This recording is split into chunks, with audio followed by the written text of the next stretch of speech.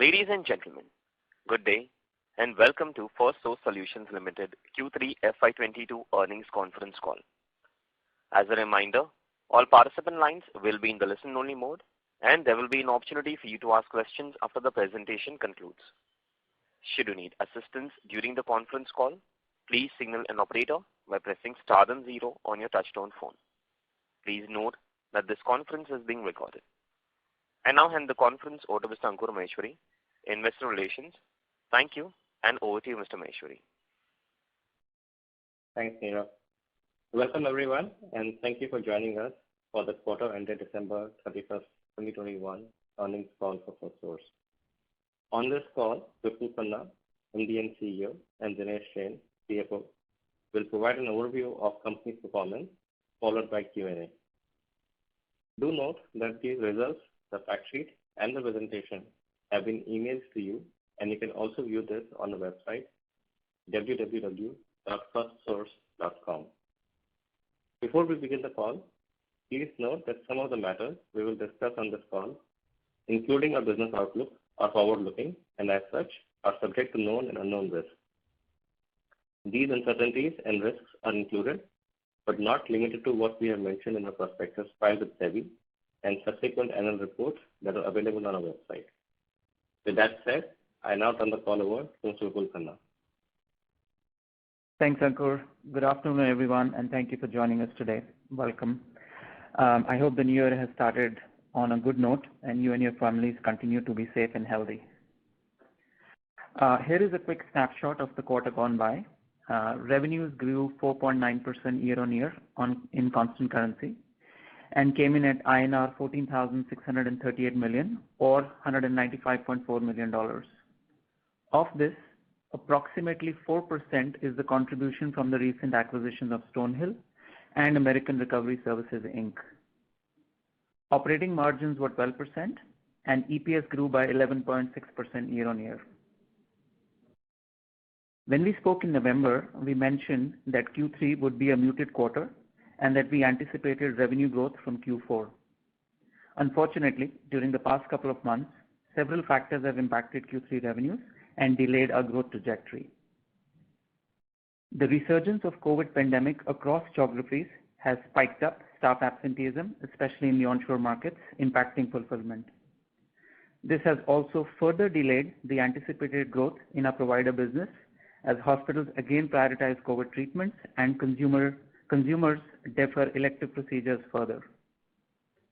Additionally, a change in the timing and quantum of interest rate hike and the more aggressive tapering of mortgage-backed securities purchases by the Federal Reserve is leading to a sharper than anticipated decline in the mortgage origination volumes. Considering these macro factors and the supply side challenges, we are revising our FY22 revenue guidance to 14 to 14.5%, including acquisitions. The acquisitions should contribute approximately 4% to the revenue growth for the year. Margins should be in the range of 11.8 to 12%, modestly impacted by the talent situation and the acquisitions. While I'm disappointed that we are lowering our revenue guidance for FY22, I remain confident that we are strategically on the right track and that we have put in place the building blocks for strong, sustained growth for the future. Let's dive into the industry segment performance. Our banking and financial services segment was flat year-on-year and shrunk by 2% in constant currency in Q3 FY22. Let's talk mortgages first. As you know, this business comprises of origination and servicing segments. The interest rate volatility, Fed's commentary on inflation, and the likely interest rate increases in the calendar 22 have all led to a sharper than anticipated decline in the origination market. 30-year mortgage rates are already near pre-COVID highs in March 20 and have risen sharply from what we saw in November, December. Our clients are actively rebalancing their capacities to align with the reduced refinance volumes. The impact is greater on our onshore portfolio versus offshore. We expect the recalibration of the refi market to carry into the next fiscal. The servicing segment remains solid and we continue to expand our servicing capabilities and offerings. We have increased our focus on developing digital solutions for the cost efficiency needs of our mortgage clients. And we added 3 new clients in this quarter across both servicing and origination. We also recently launched the next version of our post-closing platform in the market. This version reduces the backlog of closed files significantly by identifying the gaps much faster. We are pleased with the market traction of this offering thus far. The integration of Stonehill is progressing as per plan. We are excited to take their capabilities to our existing clients and our capabilities to theirs. Coming to collections, last quarter, we spoke about the record low delinquencies and charge-off rates in the credit card industry. While delinquencies remain near those record lows, the credit card spending continues to rise and is beginning to trend towards pre-COVID levels. With the revival in spending and the impact of financial stimulus waning, the market expects delinquencies to rise over the next 3 to 6 months. So while our Q3 revenues remained muted, we are seeing green shoots of recovery. In some parts of our portfolio, the debt placement volumes are beginning to rise. In this quarter, we completed the acquisition of American Recovery Services Inc., or ARSI, a leading player in the legal network collections market. This company adds complementary capabilities, strengthens our digital portfolio, expands our client base, including few fintechs, and helps hedge against the near-term default cycle volatility. We believe that the acquisition of ARSI will significantly bolster our market positioning in collections. I'll talk a little bit more about this in a minute. As we look ahead, we are very optimistic about the collection business. It hit an air pocket this year from the unique macro environment, but the fundamentals of this industry remain quite strong, and we expect a revival of volumes in the next fiscal. Our sales effort continue to generate results. In this quarter, we added 2 new clients in the collections business, including one fintech or a BNPL company. For the UK BFS segment, last quarter, we spoke about the unfulfilled demand due to talent shortage. We have managed to address a majority of those challenges by increasing our hiring niche and opening new satellite centers in the UK. Clients continue to focus on scaling operations onshore, but are now more receptive to nearshore or offshore delivery markets. Some of these discussions are progressing well. However, as the COVID cases rose, we saw higher absenteeism even in the work-from-home teams, impacting client fulfillment. Let me switch to healthcare. The healthcare segment grew by 28.4% year-on-year and 26.6% in constant currency this quarter, and was the fastest growing segment once again. Our health plan and health services, or HPHS business, continues to make solid strides. We spoke of the large BPaaS deal with the leading health insurance company. The go-live went as per plan, and the first batch of knowledge transition has started. The pipeline for HPHS remains strong, especially in the digital intake business. The focus is now on strong execution. We are very pleased with the continued strong progress of the HPHS business. In the provider business, the resurgence of COVID has further delayed our anticipated growth, impacting volumes and our ability to staff capacity on-site at hospitals. This staffing issue is further exacerbated by the recent Fed rule requiring the staff at hospitals and health systems and their partners to be fully vaccinated. If we step back and take in the macro view, the hospital financials have been significantly impacted by the successive COVID waves. A recent study by the American Hospital Association and Kaufman Hall and Associates estimated that U.S. hospitals lost more than $50 billion of net income in 2021, despite the significant government support. Keep in mind, fewer medical procedures and disruption to a hospital's normal revenue cycle directly impact the volume flow to us. Assuming that Omicron is the last of the big disruptive COVID wave and that the public health emergency program is consequently wound down, we are cautiously optimistic on the return to normalcy and revival of volumes in the coming year. Lastly, our efforts to extend the patient continuum into pharma and med devices market is yielding encouraging results. We've created a digital beachhead and added 2 clients this year. And as we speak, we are working through a decent pipeline for the pharma and med tech segment, or med device segment, I should say. On communications, media, and tech segment, this segment continued to perform well. In Q3 FY22, the segment grew by 2% year-on-year, but degrew by 1.7% in constant currency. Similar to the UK BFS, we have resolved most of the hiring challenges from our prior update by expanding the hiring reach and by moving some lines of work offshore. However, higher than anticipated absenteeism due to the COVID wave has hit this segment as well. Given the circumstances, we believe that the business has performed reasonably well and remains on a steady growth path. I'm currently in the UK and had a very good meeting with our largest client earlier in the week. The relationship remains very strong and we continue to explore new growth opportunities together. Our sharp focus on scaling our footprint in the tech industry is playing out nicely. We added 3 new clients this quarter in the fintech space, including our first crypto client, and expanded to risk management services to these clients. The pipeline is building nicely and is currently at the high point for the year. Let me give you a little bit more detail on the acquisition of American Recovery Services, Inc., or ARSI. It's a leading player in the legal network collections market. ARSI was founded in 1986, providing legal collection services nationwide to the leading credit card issuers, insurance, and fintech companies. The firm over the years has developed a strong partner network of attorney firms across the 50 states in the US to help provide legal action to resolve uncollected debt in their respective jurisdictions. Let me just take a minute and explain the high-level debt collection value chain. Once a borrower defaults or charges off, creditors have largely 3 options. One, they could call and collect, which is what we do today, which is recover outstanding dues by call or digital strategies. The second is debt sale, where you sell the debt portfolio to a debt buyer for a percentage of the outstanding balance, so cents to a dollar, and then whatever the debt buyer does after that.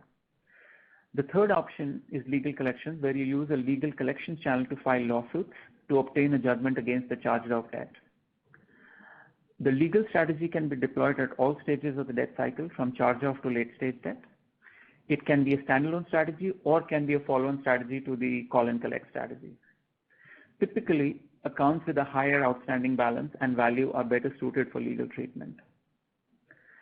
The legal collections market in the US alone is estimated to have a TAM of $1 to $1.5 billion and continues to grow. This acquisition helps us build our capabilities and scale in the debt collection industry. It's firmly in line with our digital first, digital now strategy, and will enhance our platform-based services portfolio.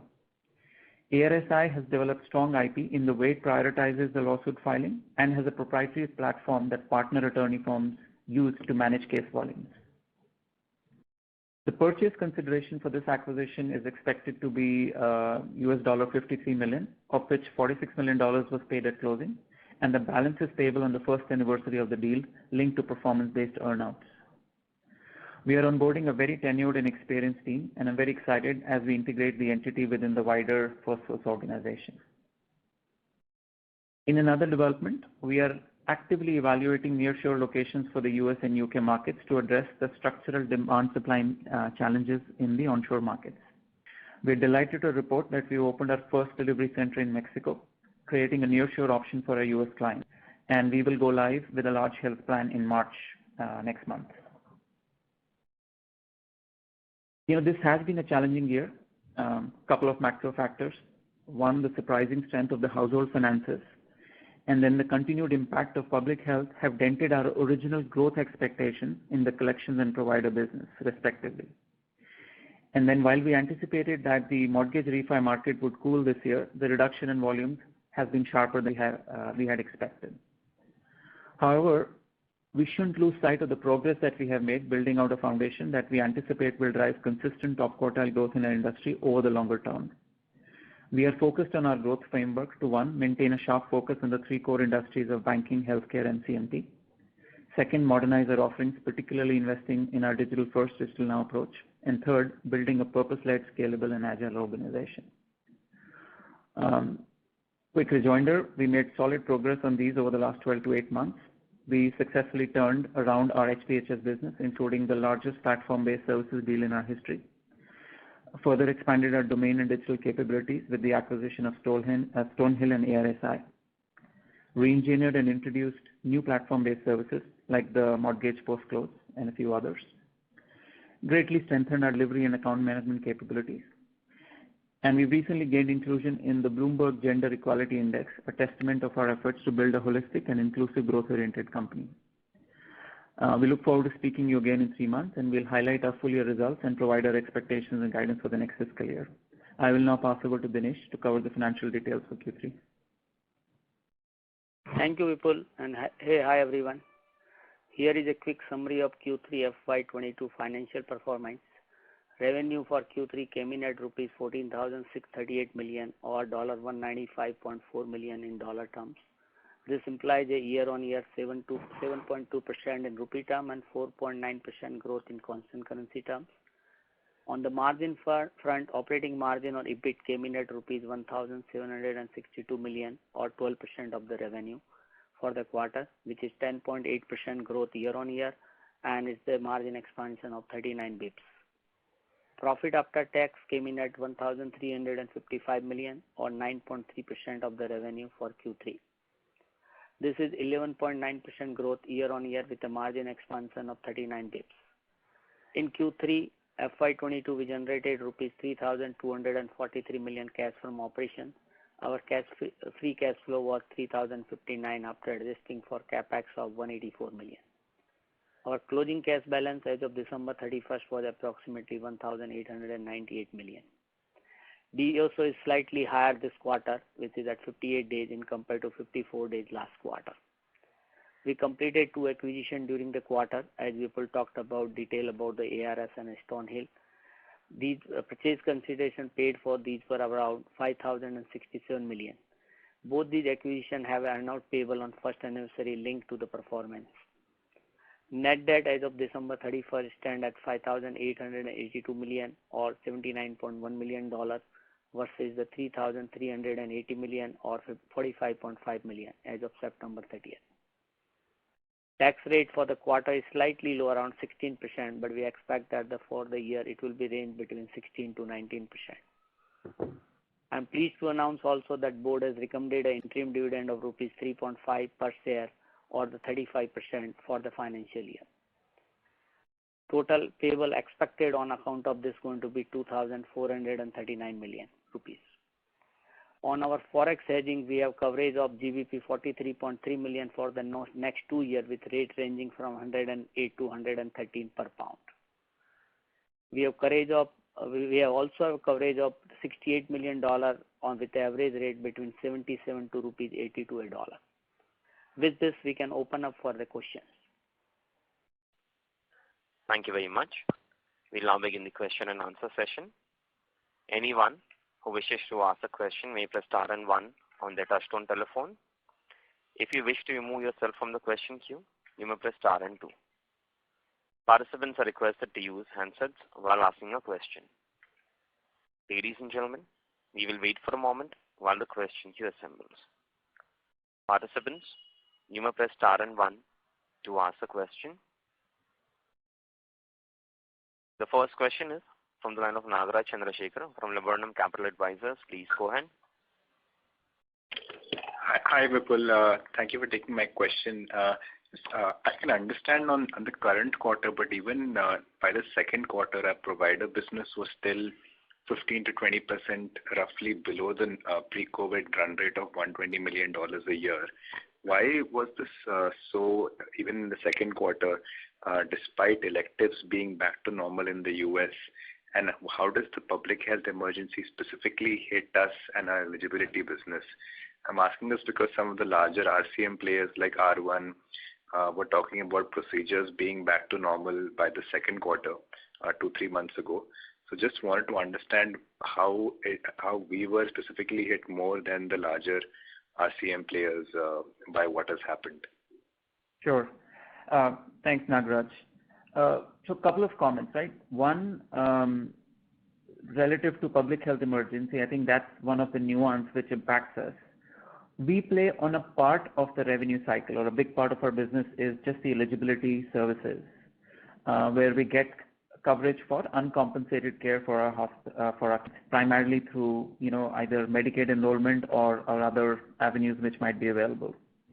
Now there, because of the public health emergency, government is providing a lot of support to hospitals for COVID treatments and others, and there has been almost like a large chunk of population which is compulsorily enrolled in or automatically enrolled in Medicaid because of the public health emergency proclamation.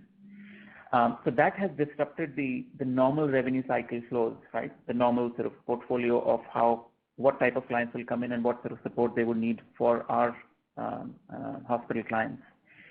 That disruption of the flow has impacted our flow, which is the eligibility services.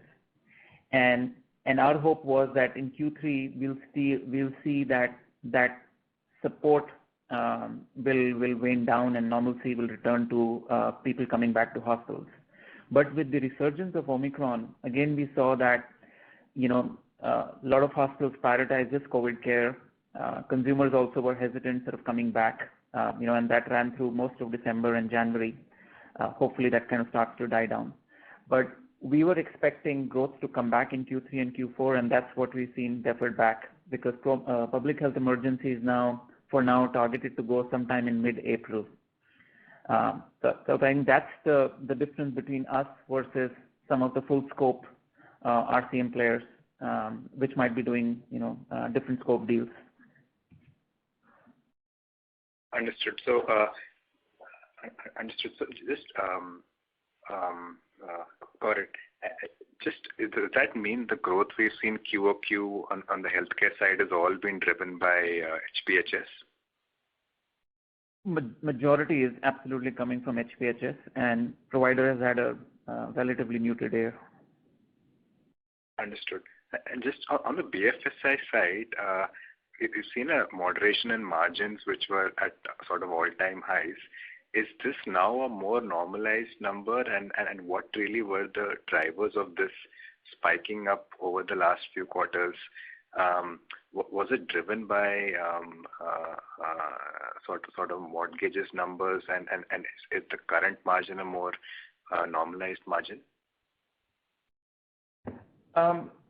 So as volumes in the refinance portion of the business, right, as they have started to tone down as we expected, in fact more than what we expected, we are balancing our costs. So there is a little bit of a time lag between revenue dropping off and full cost action taking, and there'll always be some fixed costs as well.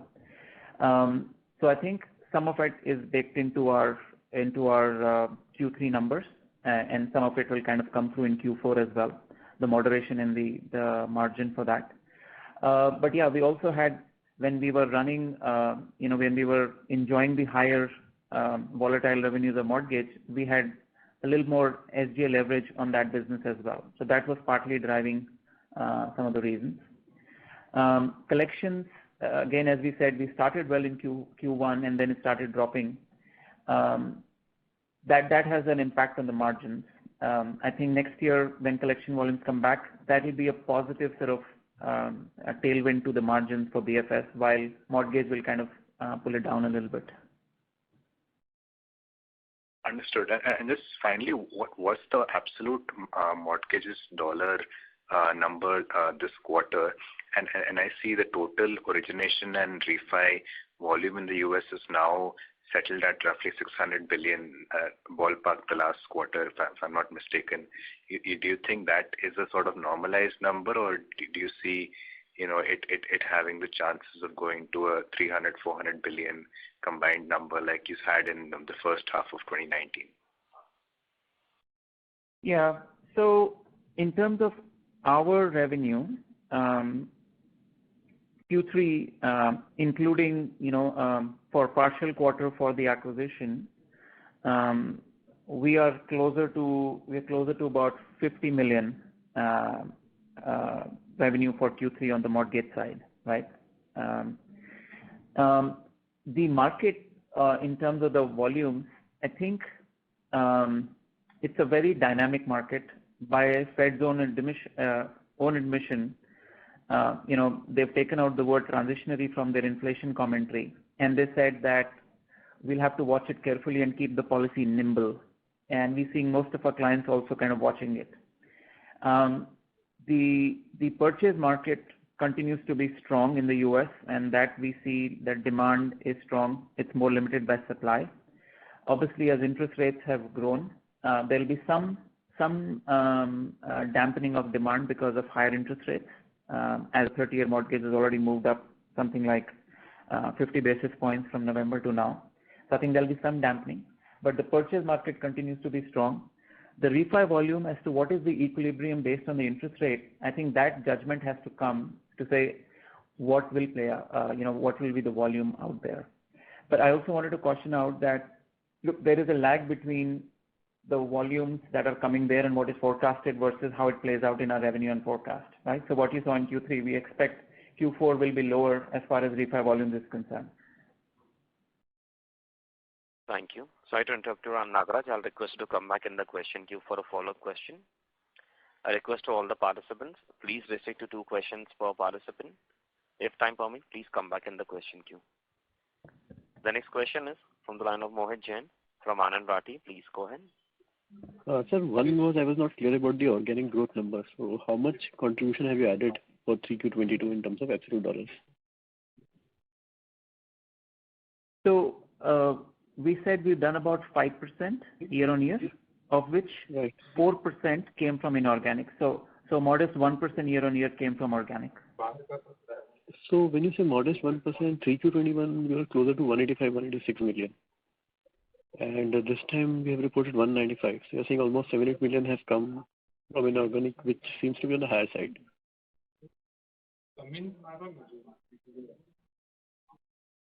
So let me just do the math.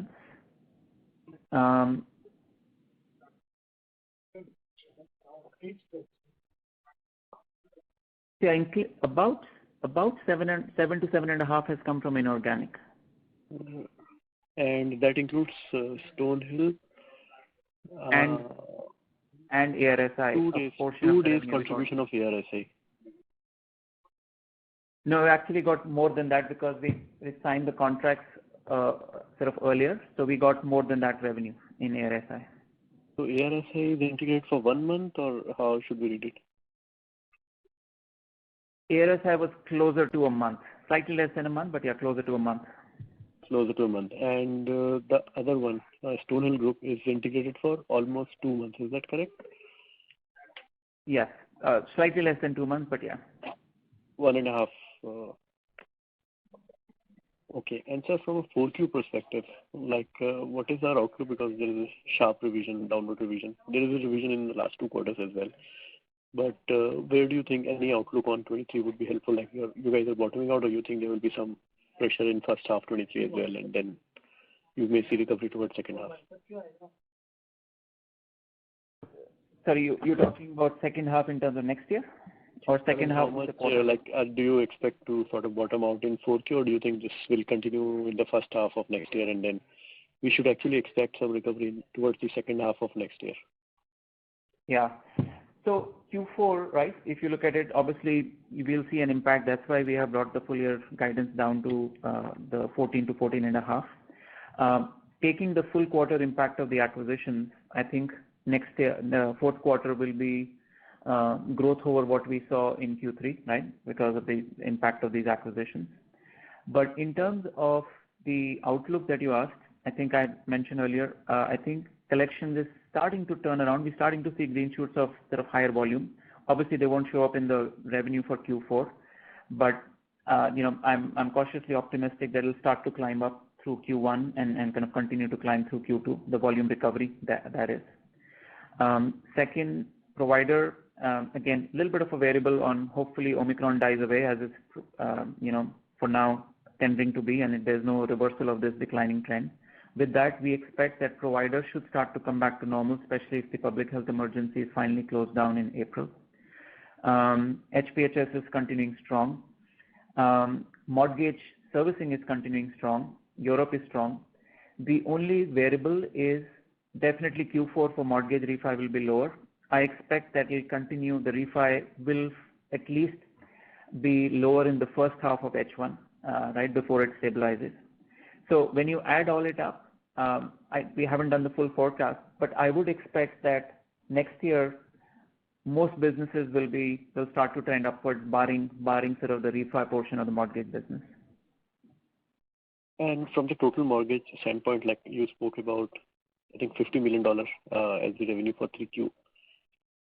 You are obviously expecting a sharp decline next quarter. Where do you sort of expect it to settle down? At this point in time, the way we have kind of modeled out, actually I should say, without acquisitions, mortgage is about 50 million for the quarter. 50 million is without acquisition, is that what you're saying? Without the acquisition. Without the acquisition, okay. Without the acquisition, right? Now, as we go to Q4 and then we have the full impact of the acquisition, we expect at this time we're modeling about 45-46 million, including acquisition. And then steady from there till the time you see some recovery. Well, we will see some softness from there on as we go into next fiscal because of refi volumes, right? So we'll see some softening from that level as well. Understood, sir. Thank you, sir. That's all actually from my side. Thank you. Participants, you may press star and 1 to ask a question. The next question is from the line of Dipesh Mehta from Emkay Global Financial Service. Please go ahead.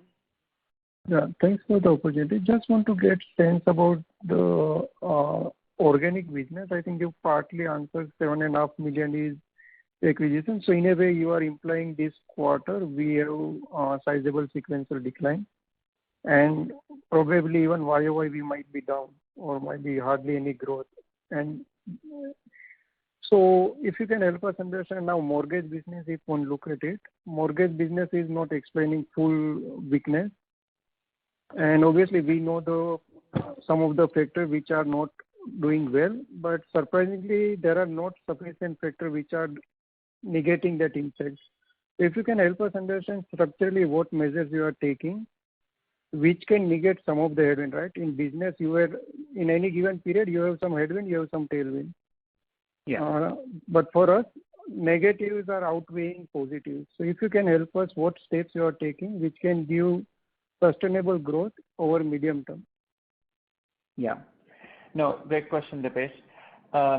So look, as I look at our portfolio, right, if I just step back and look at our portfolio of the 5 large operating businesses, this year, HPHS had a strong year, CMT had a strong year. Europe, which partly overlaps with CMT, had a decent year, right? There were some staffing issues, etc., which kind of, took away some of the revenue opportunities. But collections was impacted with very unique economic environment, provider because of continued COVID. And then mortgage we expected, but it's gone a little bit worse than we anticipated because of how the markets moved and how inflation's come up, in the U.S. economy. So effectively, two of the businesses were buffeted or faced macro headwinds, which I think will play out, which should ease out next year, right? Both for collections and provider. Organically, in terms of our effort, the stuff we're doing is that we've taken the time for our provider business to strengthen our offerings, strengthen our teams on sales and account management. And we've integrated patient matters into a better platform. And I think as markets come back, we have a more broader offering which covers the entire patient payment experience, as opposed to just we were doing chunks of collections and chunks of eligibility. Now we'll do the patient experience. So I think provider, we have done a lot of work to kind of make sure that we have a broader offering and a more strengthened team as the market comes back. As far as collections is concerned, I think the acquisition of ARSI, tremendous capability on the complementary side. Today we just did one part, which is the early stage. Now we can do the third leg of the value chain, which is legal collection. And we do intend to take this broader capability to a broader customer set beyond the credit card segment, into fintechs, into utilities as well. And we are also actively deploying some investment into UK to take the collection capability out of US and take it to the UK market. Again, early days, right? To kind of keep there. That's on the collection side of it. Keeping on with the CMT focus that I've been talking to you about, I think it's been a complete organic build, coming cold into the market from a standing start. while revenue-wise it's taking time, but I'm very encouraged by the kind of logos and the kind of work we're signing up. And I think that will start to kind of gather momentum into next year. And that will be all net new growth, given the new growth sector or the fast-growing sector has a very small revenue base into this year. Whatever we get next year, majority of it will be net new growth. And then lastly, on mortgage, the Stonehill acquisition is almost 2/3 or more than that is towards servicing. So it kind of strengthens our servicing portfolio. So while we'll deal with the volatility of the refinance market, I think we continue to focus on the service portfolio so that we kind of continue to have a more stable revenue mix, as well as that share increases as far as overall mortgage is concerned. So those are some of the specifics in terms of actions across the businesses so that we can somewhat limit the or better deal with the macro impact that we saw in 22. So let me ask it differently, Vipul. I think year back or year and a half back, you always used to say business, considering overall portfolio, we can deliver low to mid-teen growth on sustainable basis, on organic basis. That is what you expected business to deliver. FY22 seems to be a weak year, but considering all these puts and takes, how far we are from delivering those kind of number on organic basis? Well, Dipesh, if you look at it, it's a fair question, but now that I'm guiding to 14 to 14.5, we're still looking at between 10 to 10.5% organic growth to come this year, despite the significant sort of headwinds that we've had. So to that extent, if you think about it, last year you guys had asked us and challenged us that FY21, a lot of the majority growth came from mortgage. This year, if you look at it, mortgage had pretty small growth, right? Low single-digit growth on a net year-on-year basis, although run rate will be lower. So all the organic growth that you're seeing has come from the investments that we put in 21 into healthcare and CMT and stuff. And I think that robustness will continue to show into next year as the volatile revenue plays itself out, and it's a more stable and sustainable revenue which comes into play. Sorry to interrupt people, but if I do adjustment for mortgage business from exit FY21 to now, you have significant headwind entering into FY23. 22 because we are saved because our exit rate was very high in mortgage. Once we exit FY22, we have significant headwind to get that double-digit organic growth, and that's why I asked this question. So again, we are going through a robust budgeting process. I don't have the numbers yet to give you for the next year growth. I'm giving you direction and qualitative answers from how the numbers are playing out, right? I think the foundation for the business is solid in sort of 4 of the 5. It's the mortgage volatility which is kind of creating some noise, but otherwise the businesses are all on a sound footing. Once you kind of pause and look at the math, you can see what the organic will come out to be. Fair point. Can you give me a couple of data points? What would be the servicing mix, servicing revenue this quarter out of mortgage 53 million, which you said including acquisition?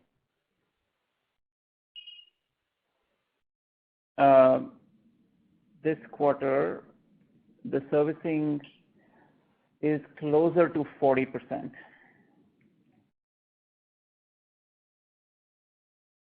Okay, and the split between provider and payer?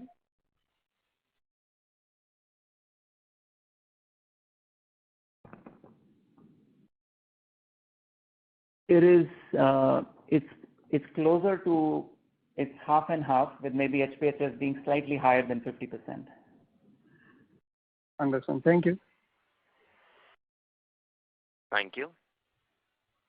The next question is from the line of Manoj Baheti from Carlin Asset Advisors. Please go ahead.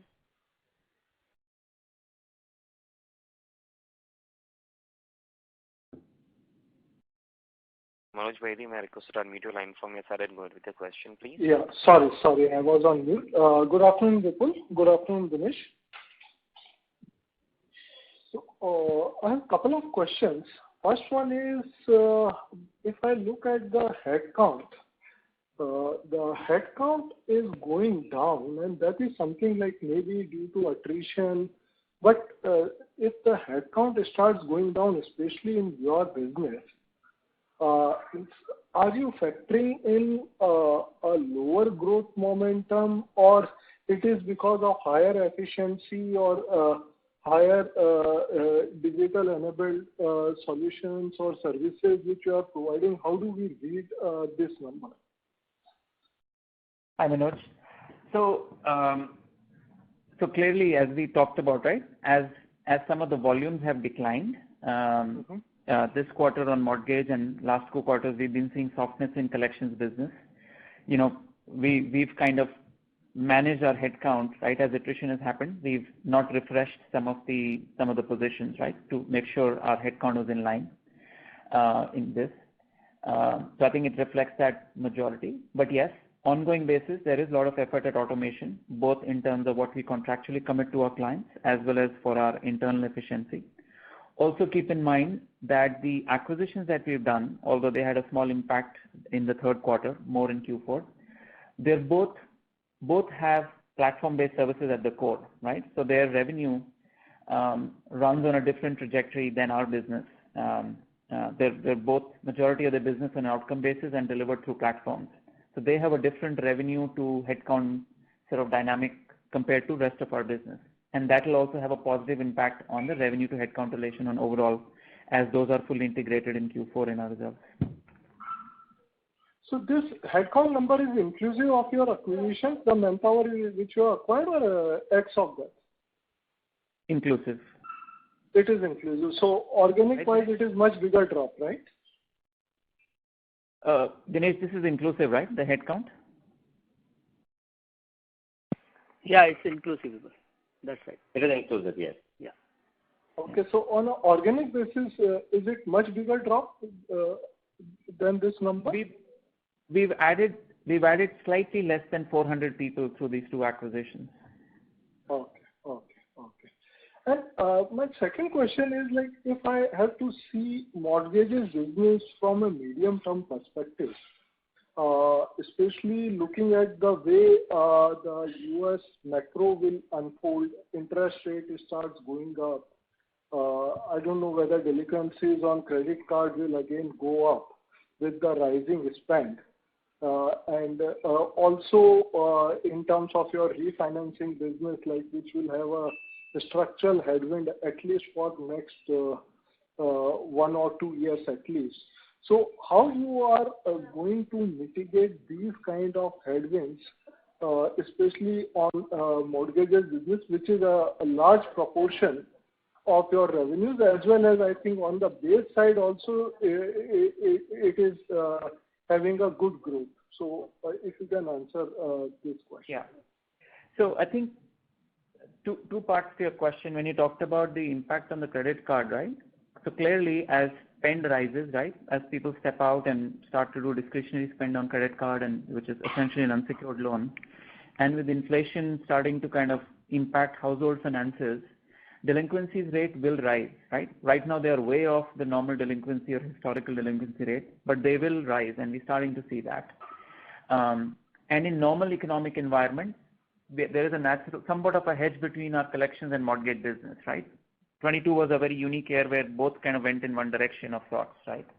So next year, I think they'll return to some element of natural hedge between the mortgage and collection business. That's just one comment. The second comment on the mortgage side, yes, as interest rates rise, refinance economics change for average home buyers, right? They go for a refinance when it makes sense, it's interest low, they save some dollars and they go for a refi thing. But when interest rates go high, there is no incentive for them to seek a refinance, right? Then you're down to sort of the normal purchase transactions, or there will always be a population of home buyers who've had historically higher rates or whose credits improve, and then they're eligible for lower rates and they come in for refi, right?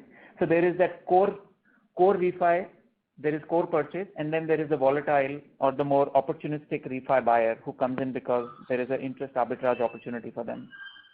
I think the third portion is what is dropping off now, right? And they all repeat this cycle 3 to 5 years, right, as interest go up, right? So we are sort of starting the the end of that cycle. Whether it takes 3 months, 6 months, 9 months to work its way through the system, we'll kind of see. But I think there is a core element to our mortgage business, the servicing as well as the core volumes of refi, which is strong. With the acquisition of Stonehill, we are adding 2 new lines, quality control and due diligence. Due diligence especially plays in the secondary market purchases, which is unlinked to what's happening in the core market, and especially with the MBS purchase lower by Federal Reserve, the secondary market activity increases, right? More investors buy pools of loans and they need due diligence services on them and they need QC services on them. So I think that was the whole reason we also were keen on that acquisition, to make sure we are building foils for additional growth lines there. And I think so servicing, more efficient refi or more efficient financing, and then QC and due diligence are the building blocks for now for us. And second, clients still are doing a reasonable amount of financing and refinancing with them. As we kind of push more efficient solutions, after this initial shock of capacity wears off, clients have to look for lower cost options. And I think that's where offshore and digital comes into play, that you become an answer for your clients in a declining market more. So I think those are the factors which we think will help us buffet some of the declines that we are seeing this quarter and potentially going into next year as well. Sure. And lastly, on ARSI, if you can give some more color in terms of some quality parameters of the target, where are you seeing the potential? Where are they right now in terms of revenues, profitability, and how do you see that it is going to unfold over next couple of years? Sure. So look, it was a founder-led company, right? They had a good portfolio.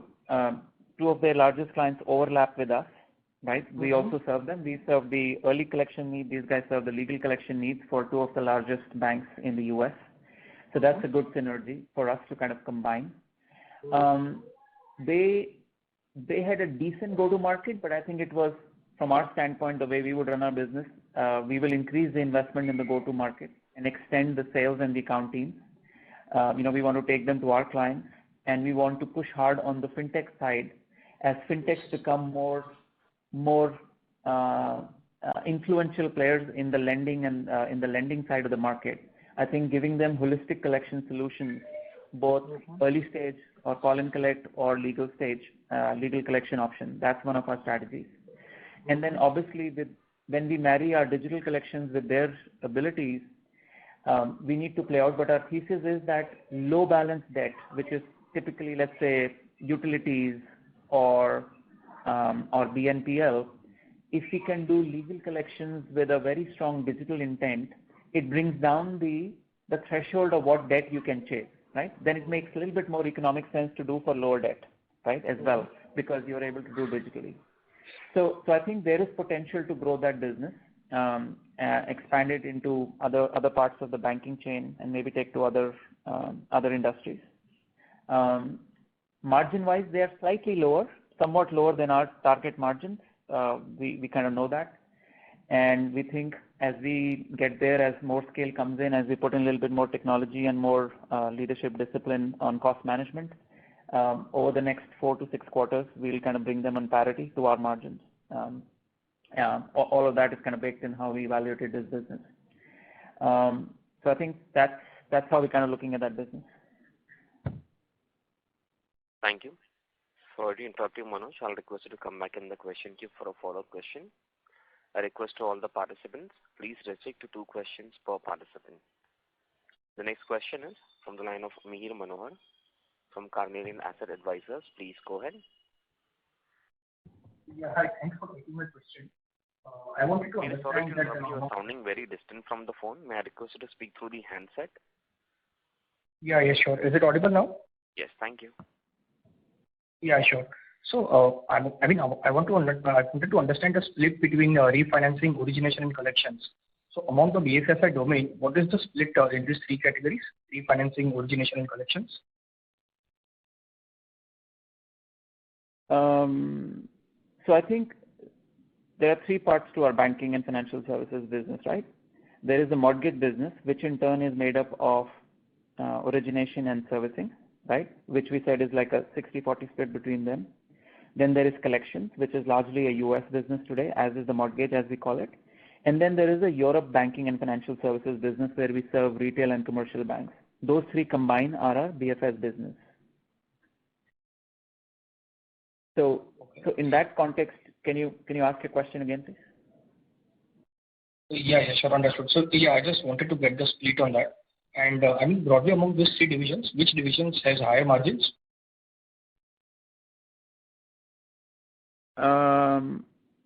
Which division has higher margins? I think both mortgage and collections generally run at the same margin levels. Europe, our margins somewhat lower because of the higher onshore component of that business, right? And it's pretty much majority DEC business or digital empowered contact center. Europe tends to be somewhat lower, but mortgage and collections are generally in parity. Okay, yeah, understood. And just one last clarification. So I think you lowered the last time you had guided for 14.5 to 15.5, and that was including the acquisition of Stonehill. But this time the guidance that you have given also includes the acquisition of ARSI, right? So last time, so the clarification that I want is last time the guidance that you had given was without the acquisition of ARSI, right? Is that understanding correct? Correct. At that time we hadn't closed the deal. We were still in the due diligence phase of that. Yeah. Okay, and that is still, I mean, close to 10% of our the size of that company is close to 10% of our revenue. So in that context, the downward revision guidance is even more than what a downward revision was there in 2Q, right? Correct. So at that time we had given including one, but yes, we have downward revised now the organic guidance to about 10 to 10.5, and then about 4% will come from these two guys combined for the quarter, baked into the full year guidance.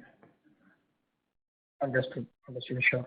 And the start of the guidance that you had given at the start of the year was without any inorganic component, correct? Largely, yes. Understood. Yeah. That's it from my side. Thank you. All right. Thank you. Thank you.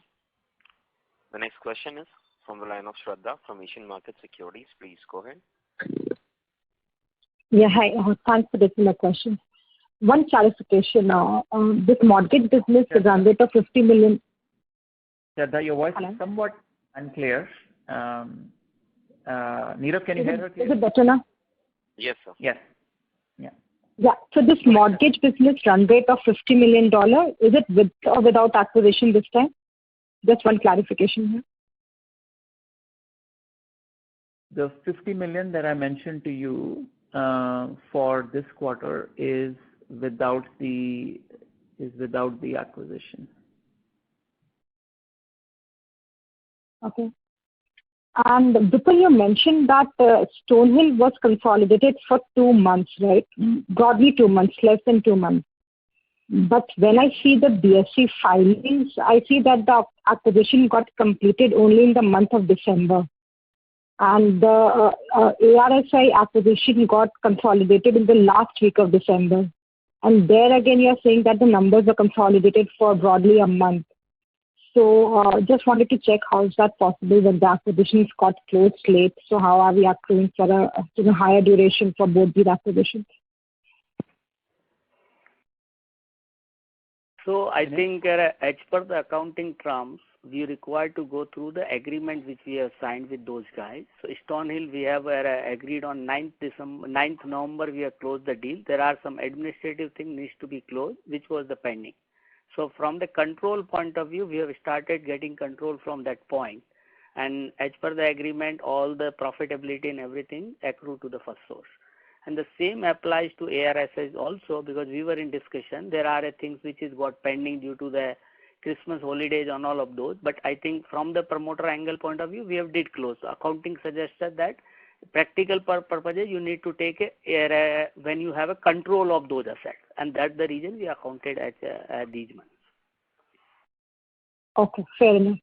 And secondly, ARSI had revenues of close to $72 million. That was the last year revenue reported for them.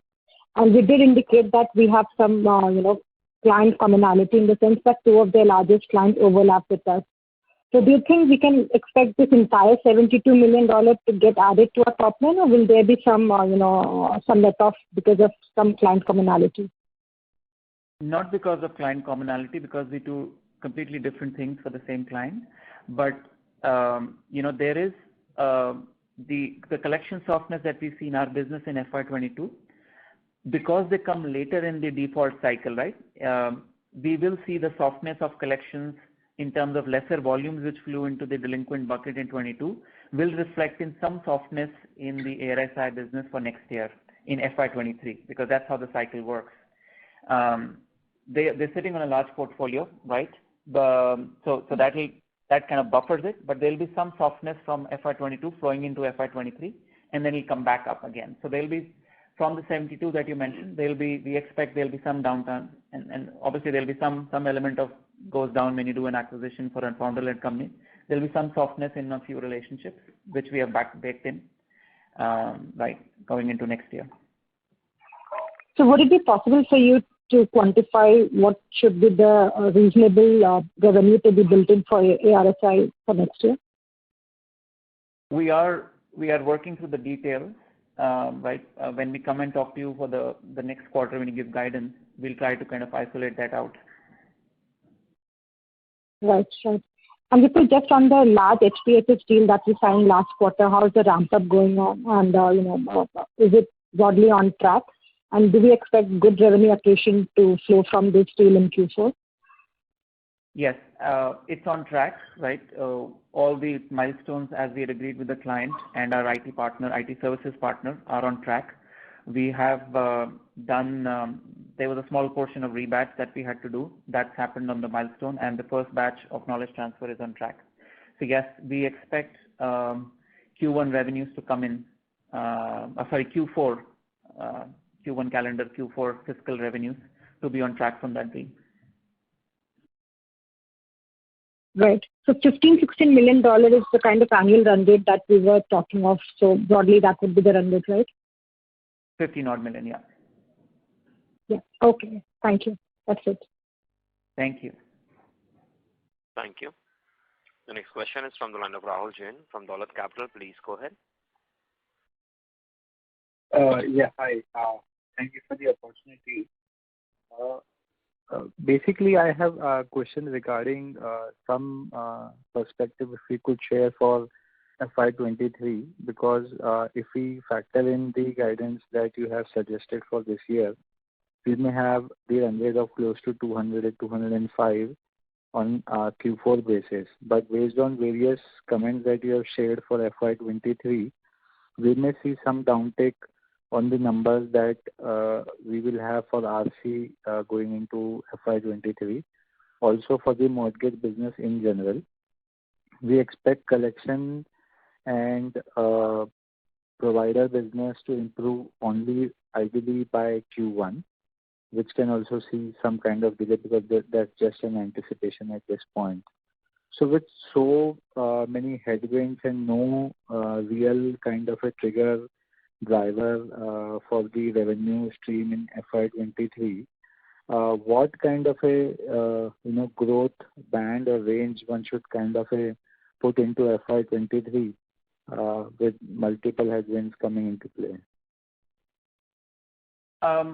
Rahul, I think you've captured some of the things that I've commented on. I think ARSI will not be any significant, but I was just giving a sense that it won't be an uptick right away. There'll be some downtick before it comes back. And also, I'm not sure I would agree to say there are multiple headwinds. I think mortgage is one headwind. Mortgage refi is one headwind that we have to grapple through as we get to into next year. But all other businesses, right, both collections and provider, which have been impacted this year, I think it should start to ease off. Collections definitely starting to ease off already. Provider still kind of on the fence, depending on how Omicron kind of downplays. But I think in general, the foundation for that business is strong. And there was earlier comments of some of the other players who have broader offerings. They're starting to see normalcy back. I think we'll see that as well, albeit with a bit of a lag. And I think HPHS in a strong wicket, we'll see some of the wins that they've done. The benefit will come through. as well as UK, right? Our UK business is working on a decent pipeline. I think that will have a good solid year next year as well. So I would not, in my head, I don't characterize as multiple headwinds. I characterize as sort of one headwind, and the rest, right? We obviously faced the brunt of it in Q4, and I think it'll reverse and sort of ease off as we go into the next fiscal. In terms of actual growth guidance, I'm very conscious of that we need to come and give you credible guidance. So I don't want to sort of hazard a speculation yet until I've gone through a proper budget and kind of tested it, a couple of ways before I come back and give you the growth guidance. Right. So maybe I need to put this in a different manner. So first thing is that the allocations on the inorganic side are coming in an area which we know that at least near-term perspective are not going to be an attractive asset. Of course, the valuation are also very attractive at which we might have done this transaction, which also suggests that the run rate is expected to go down. So of course, this is a definite positive from a very long-term perspective, but that is one thing which I found little, not very ideal, given that we are also dealing with the revenue deceleration, so as to call it, looking at the number what we delivered in FY21. And secondly, from the perspective that provider also, like I think right from the beginning of the year, we were very hopeful about that this could be a driver for the business, but which has not played out. And none of us have any control about from a virus perspective.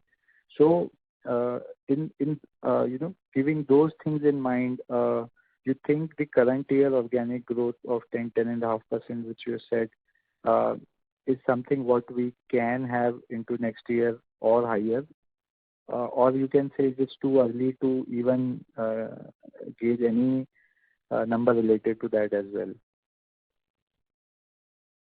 Yeah, again, as I said, right, we need some more time. As we come to Q4, we'll kind of come and talk about the guidance for next year in terms of growth percentages. Just to kind of a little rejoinder on your point, I think you captured well. I think these are good valued acquisitions. I think legal collections is a little bit of a fragmented market, and I think it is an opportunity for us to come in and apply the scale of a well-run enterprise and kind of make inroads into that market. So I think, notwithstanding the unique collections environment, right, of robust household finances causing low delinquencies, so it will have some impact, but overall, I think not long term, but sort of I would say short to medium term, it's a good business. And likewise, mortgage, as I mentioned, Stonehill plays in a market segment which is not as directly correlated to refinance, right? QC somewhat is, but due diligence is completely unrelated, and QC is also done for more complex either purchase transactions or more what is called as non-conventional or jumbo transactions, right? So it's not as correlated to the refinance or interest rate sensitivity. So I think both these are good additions to our repertoire that we have added adjacent capabilities that allow us to get growth. I just wanted to correct that perception that we bought in the segments which haven't done well. I think we baked that in, and I think this kind of helps us kind of add new capabilities even in those segments. So that's how we look at it rather than just a pure value buy.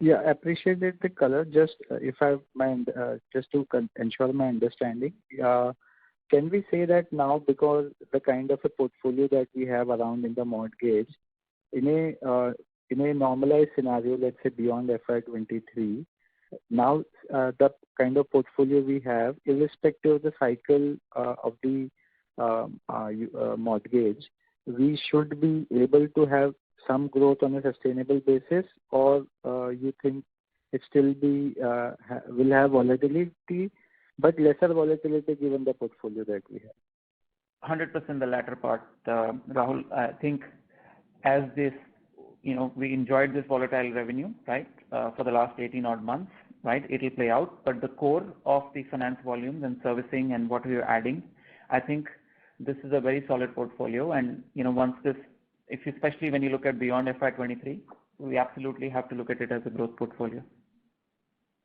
Perfect. Thank you. That's it from us. Thank you. Thank you. The next question is from the line of Dipesh Mehta from Emkay Global. Please go ahead. Yeah, thanks. Just one clarification. You indicated mortgage revenue to be around 45-46 million next quarter. That is including acquisition or ex-acquisition? Including acquisition. So in a way, you are implying roughly 30% decline in origination business on sequential basis. Your math is way ahead of me. Ankur, can you help me understand? Servicing business is a stable business. Yeah. So, okay. If you take from that perspective, Dipesh, yes, if servicing is stable, the origination will drop about 30%. Right? So 30% is in origination business. And if I compare that with your historical, so we are back to a Q4 FY20 kind of run rate, from where we have seen significant uptick in our revenue. So from that context, now we have signed some agreement with one of the anchor client, and where SourcePoint made some equity related payment and other things. Now any conditionality change to that thing, where, because I think in future performance also it was linked to some kind of equity related payments. So if you can provide some sense about how economics works for those relationships. So so those relationships, as we had said, right, there were two parts to it. Bulk of the payment was pertaining to sort of what was historical, right, going back to the 2018 agreement, right? So almost 4 years of kind of playing into that. As we go into the future, there is a variability to the payment that we had given, which is linked to certain spend levels which are lower, significantly lower than the historical levels. So as long as we get that base revenue, right, the variable portion of the payment will be paid, otherwise it won't be paid. Any sense you can provide us, because that number will be there in the, I'm not sure, FY22 number, or it will come only in 23 now? FY23 now. Will come in FY23. Okay. And last question is on the collection business. Can you help us understand collection business run rate? Collection business run rate? Organic revenue run rate. Because if I look your non-mortgage BFS revenue, and if I adjust for the run rate of the acquisition, it seems to be very weak. And that's why I just want to get sense what explains that weakness. So look, collections, I had told you in Q2 that is going through a historically low volume period, right? And it's been a very soft year compared to what our growth expectations were for that business. So Q3 December quarter, if I look at collection business without acquisitions, we would be on the run rate of somewhere between 15.5 to 16, I think.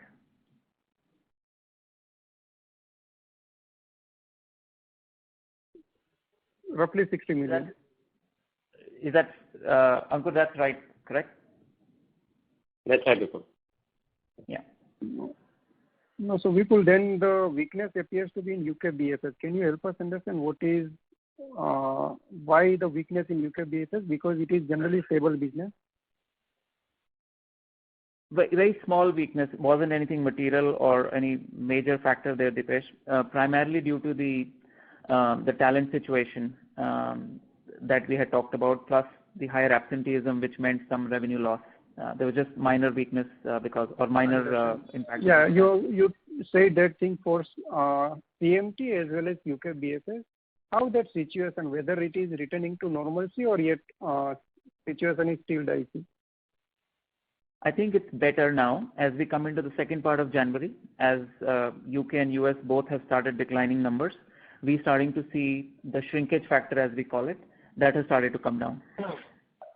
So Q4 should have be relatively better performance from those parameter perspective. Correct. Understand. Thank you. Thank you very much. As there are no further questions, I now hand the conference over to the management for closing comments. All right. Again, thank you everyone for joining. Thank you for your continued engagement and great questions. Again, as I said, somewhat disappointing quarter and the guidance, but I remain very confident that we have the right foundations, and we welcome your questions and engagement with us, and we'll come back and talk to you in another 3 months. Thank you. Thank you very much. On behalf of Firstsource Solutions Limited, that concludes this conference. Thank you for joining us. You may now disconnect your lines. Thank you.